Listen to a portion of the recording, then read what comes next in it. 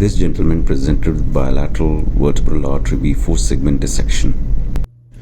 The left VA dissection appeared to be chronic and the right VA appeared to be the ruptured dissecting aneurysm. We planned a radial approach to treat this aneurysm. Repeat interval 3D angiography at an interval of 12 to 16 hours showed that there was a marked change in the geometry of the aneurysm, suggesting that this was the ruptured aneurysm. The guide catheter was taken up to the V4 segment of the vertebral artery, and the initial injection shows the right V4 badly dissected artery and a chronic dissection in the left V4 segment as well.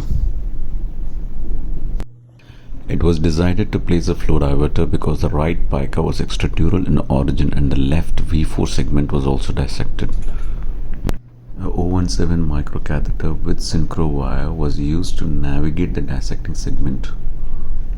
Then an exchange maneuver was performed to take the 027 microcatheter into the right PCA. Cobalt chromium based flow diverter was used as it has a very high shear modulus. This means that there needs to be a large pressure to bring about a small change in the architecture of the stent. Note the large amount of push and pull being done.